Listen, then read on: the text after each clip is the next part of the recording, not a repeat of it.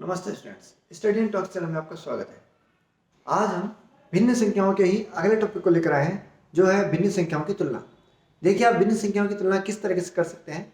हम ये सब जानते हैं कि भिन्न में दो चीज़ें होती हैं, एक तो होता है उसका अंश और एक होता है हर। इन अंश और हर के आधार पर ही हम भिन्न संख्याओं की तुलना करते हैं। भिन्न संख्याओं की तुलना करने के दो तीन तरीके सीधे सीधे हैं। जैसे पहला तरीका, जब दो भिन्न संख्याओं में, अभी हम दो भिन्न संख्याओं की तुलना के बारे में देख रहे हैं कि जब दो भिन्न संख्याओं के हर समान हो तो उनकी तुलना किस तरह से की जाती है। तो हमारा जो पहला बनता है वो है जब दोनों भिन्नों के हर समान हो।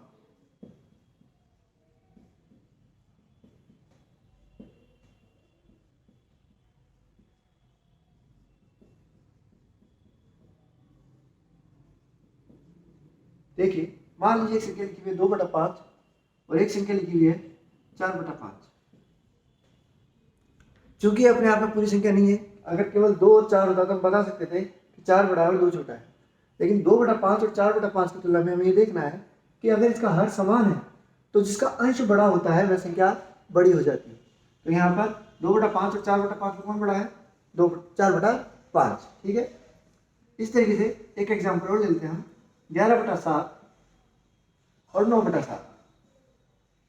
आपको देखते ही समझ में आ गया होगा कि दोनों का हर समान है और अंश 11 यहाँ बड़ा है और इसका 9 हर अंश इससे छोटा है, तो ये वाली संख्या जो है वो बड़ी है। तो यहाँ पे 11/7 9/7 से बड़ा है। एक बार हम इस टॉपिक को चित्र के माध्यम से देख लेते हैं कि क्या चित्र के माध्यम से देखने के बाद हम ये अंदाजा लगा सकते हैं कि कौन सी भिन्न बड़ी है और कौन सी भिन्न छोटी है।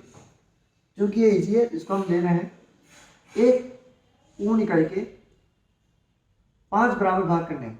जो नीचे हर है उतने टुकड़े एक पूर्ण के करने होते हैं, तो पूर्ण के 5 टुकड़े करता हूँ मैं, 1 2 3 4 और 5। इनमें से 2 टुकड़े मेरे को लेने हैं, 1 ये 2। ठीक है। दूसरा है 4/5। इसी माप का एक और मैं टुकड़ा लेता हूँ, इसके भी कितने टुकड़े करने हैं?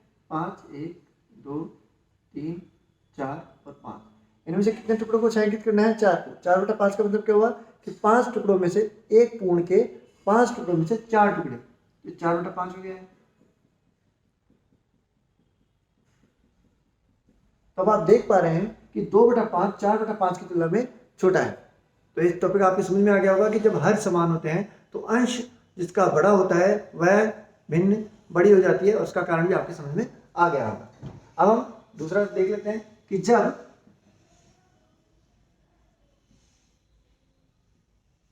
दोनों भिन्नों के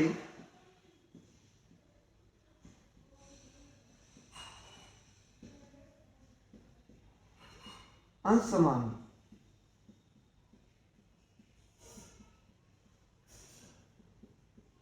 लिख लेते हैं एक दो सवाल।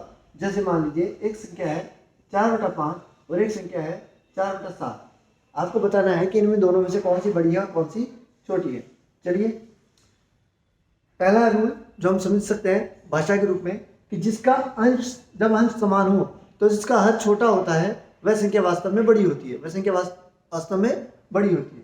तो यहाँ पर 4/5 और 4/7 में से बड़ा कौन है? 4/5, क्योंकि इसका हर जो है वो इसकी तुलना में छोटा है। एक एग्जाम्पल और देख लेते हैं। हमारी संख्या लिखी हुई है 3/8 और एक लिखी हुई है 3/7। तो आप बताइए कौन सी भिन्न बड़ी है? तो इसमें आप सीधा देखेंगे जिसका हर बड़ा है वो संख्या तो छोटी होगी, मतलब 3/8 तो छोटा है, और जिसका हर छोटा है वो संख्या क्या हो जाएगी? बड़ी। तो यहाँ पर 3/8 और 3/7 में 3/7 क्या है?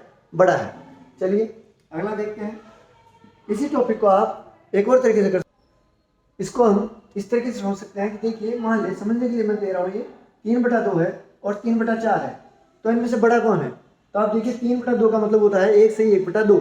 1 से 1/2 मतलब ये 1 से बड़ा है, और 3/4 का मतलब होता है कि 1 से छोटा है। तो यहाँ पर भी आप देख सकते हैं कि जब अंश समान हो तो जिसका हर छोटा होता है, जिसका हर छोटा होता है वह संख्या तो बड़ी होती है, और जिसका हर बड़ा होता है वो संख्या क्या हो जाती है? छोटी।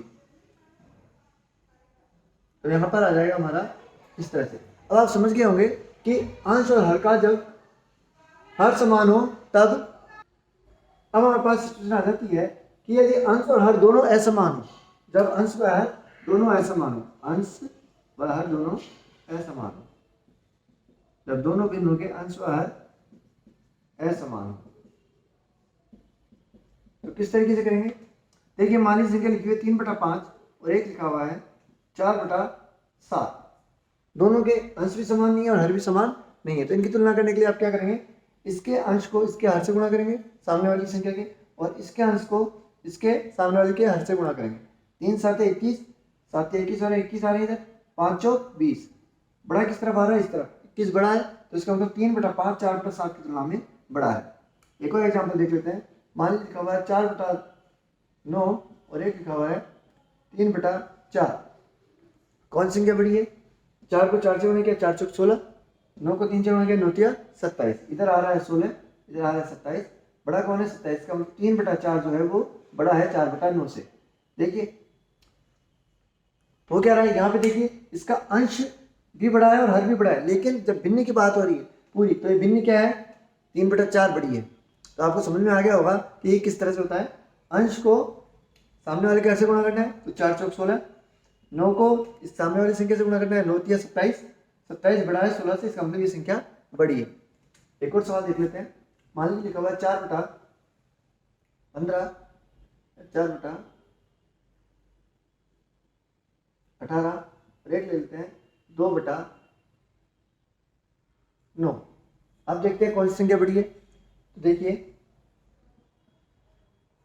9 को 4 से गुणा किया 9 चौक 36 और 18 को 2 से गुणा किया 18 दूनी 36। ठीक है, 9 चौक 36 और 18 दूनी 36 दोनों बराबर आ रहे हैं। इसका मतलब 4/18 और 2/9 आपस में बराबर है। ये दोनों समतुल्य भिन्न भी हैं। तो इस तरीके से हम इन टॉपिक्स को कर सकते हैं। टॉपिक ज़्यादा कठिन नहीं है। अगर फिर भी आपको दिक्कत हो तो आप कमेंट बॉक्स में लिखकर बता सकते हैं कि अभी भी इस टॉपिक में आपको कहाँ दिक्कत आ रही है। भिन्न को समझने के लिए चैनल से जुड़े रहें, चैनल को सब्सक्राइब करें और वीडियो को लाइक करें। Thank you very much.